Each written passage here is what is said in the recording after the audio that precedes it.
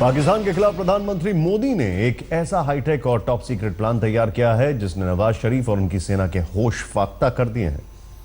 PM Modi ने आधी रात तक अपने वॉर रूम में ऐसी रणनीति बनाई जिसकी खबर शायद पाकिस्तान तक पहुंच चुकी है। इसीलिए पाकिस्तान के पीएम नवाज बड़े घबराए हुए से दिखे। आइए आपको भी ले चलते हैं प्रधानमंत्री मोदी के वॉर रूम में, जहां बेहद खुफिया सैन्य रणनीति बनाई गई।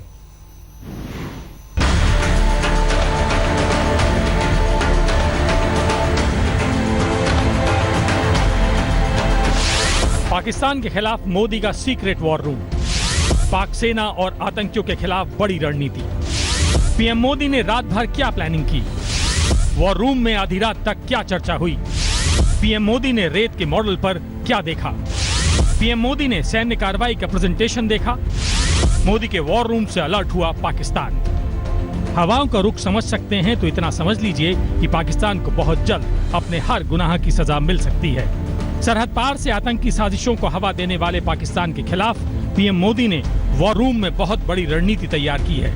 20 सितंबर की रात साउथ ब्लॉक में प्रधानमंत्री नरेंद्र मोदी ने वॉर रूम बनाया। आधी रात तक पीएम तीनों सेनाओं के चीफ और राष्ट्रीय सुरक्षा सलाहकार के साथ जागते रहे। आइए आपको लेकर चलते हैं पीएम मोदी के वॉर रूम के अंदर। साउथ ब्लॉक में पीएम मोदी ने मिलिट्री डायरेक्टरेट में बेहद अहम मीटिंग बुलाई। इसमें पीएम के साथ army chief Dalbir Singh Suhag, air chief marshal Arup Raha, navy chief admiral Sunil Lamba और एनएसए अजीत डोभाल मौजूद थे। खुफिया सूत्रों के हवाले से खबर है कि सभी अधिकारियों ने रेत के एक मॉडल और नक्शे के सहारे एलओसी के आसपास सैन्य रणनीति के बारे में पीएम को ब्रीफ किया।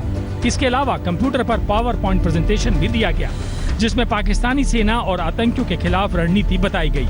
देर रात तक मीटिंग चली और उसका असर भी देखने को मिला। अब हम आपको बताते हैं कि कैसे वॉर रूम में, यानी कि डायरेक्टर जनरल मिलिट्री ऑपरेशन का जो वॉर रूम है, वहां पर प्रधानमंत्री को जानकारी दी गई। खासतौर से एक पावर पॉइंट प्रेजेंटेशन, यानी कि प्रधानमंत्री को मैप के जरिए, ग्राफिक्स के जरिए और जो सैंड मॉडल हैं उनके जरिए जो पाकिस्तानी सेना के ठिकाने हैं, उनकी जो तैयारियां हैं और ख़ासतौर से पाकिस्तान के कब्जे वाले कश्मीर में जो आतंकियों के कैंप हैं उनकी बहुत डिटेल जानकारी प्रधानमंत्री को देकर समझाया गया। प्रधानमंत्री के साथ जो एनएसए हैं अजीत डोभाल वो मौजूद थे, तीनों सेनाओं के प्रमुख मौजूद थे और इस तरह से करीब 2 घंटे से ज़्यादा वक्त प्रधानमंत्री इसी सेना मुख्यालय के वॉर रूम में मौजूद रहे हैं। पीएम मोदी के वॉर रूम में टॉप सीक्रेट मीटिंग के बारे में शायद पाकिस्तान को खबर लग गई या उसे सरकार के कड़े बयानों के बाद अंदेशा हो गया। इसीलिए दोनों देशों के प्रधानमंत्रियों के बीच सैन्य अफसरों के साथ आनन फानन में बातचीत और दिशा निर्देश का दौर बढ़ गया। 20 सितंबर को साउथ ब्लॉक में पीएम मोदी ने सीक्रेट मीटिंग ली, तो वहीं 21 सितंबर को पाक पीएम नवाज शरीफ की आर्मी चीफ से फोन पर बात हुई। इधर 20 सितंबर को तीनों सेना के चीफ से पीएम मोदी ने लंबी चर्चा की, तो वहीं अगले दिन 21 सितंबर को पाक पीएम नवाज शरीफ ने अपनी आर्मी को अलर्ट कर दिया। 20 सितंबर की रात पीएम मोदी ने मिलिट्री डायरेक्टरेट में गोपनीय रणनीति बनाई, तो 21 सितंबर को पाक पीएम ने अपनी आर्मी को पूरी ताकत से पलटवार करने का निर्देश दे दिया। 20 सितंबर को वॉर रूम में अधिकारियों ने पीएम मोदी को रेत के मॉडल दिखाकर सैन्य रणनीति बताई, तो 21 सितंबर को पाक एयरफोर्स को तैयार रहने का निर्देश दिया गया।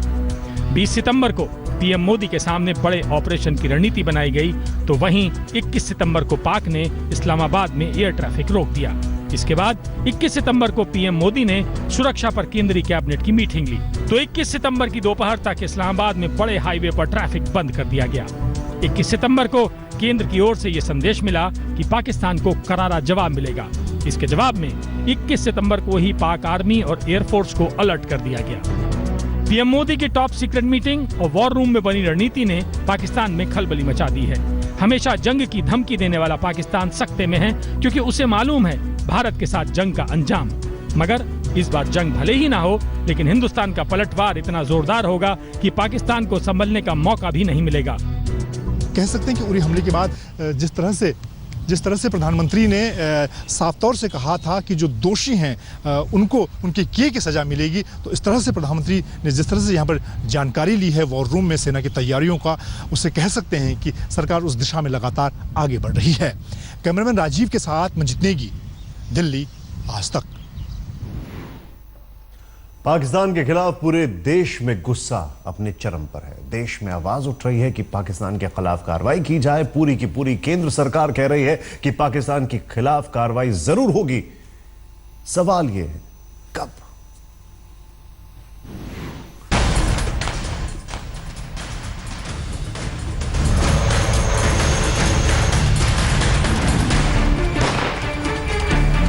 I don't think the Prime Minister's initial word that those who are responsible will be punished as just a mere statement.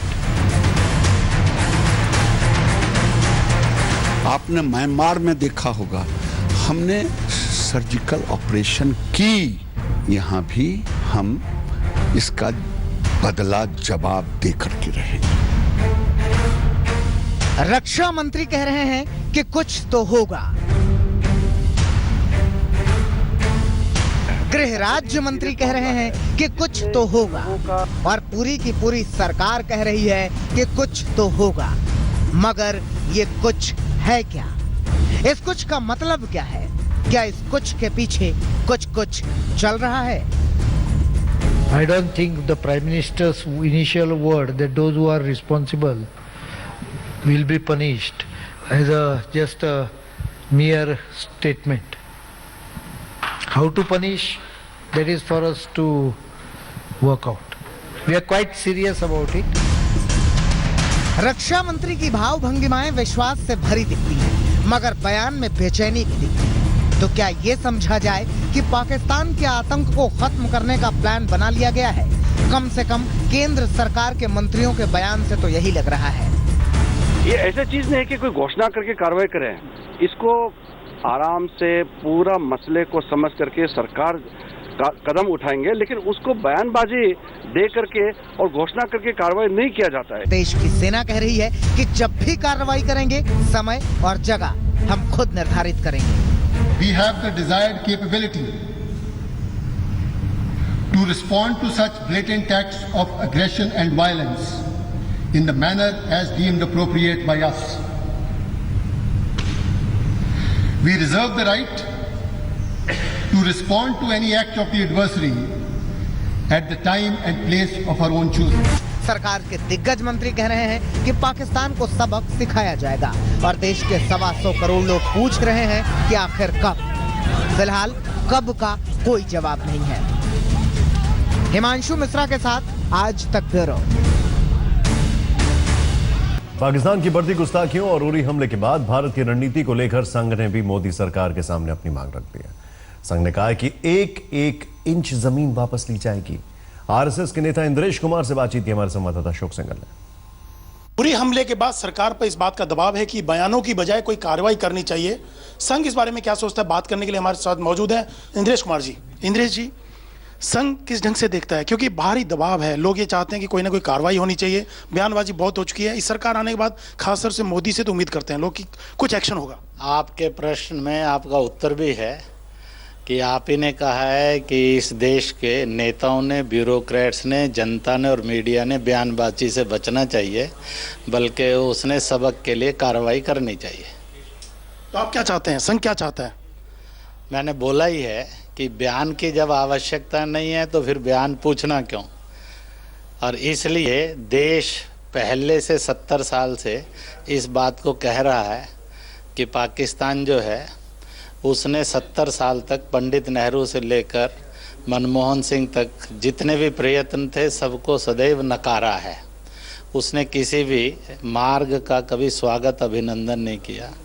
70 साल में सिद्ध हो गया पाकिस्तान एक अच्छा पड़ोसी देश नहीं हो सकता। इसलिए अब देश के 125 करोड़ लोगों की दल से, जाति से, धर्म से, भाषा से और भूगोल से ऊपर उठकर एक ही इच्छा है, टीच द लेसन। तो गेट छोड़ से ब्रेक का, आप कहीं मत जाइए, देखते रहिए आज तक।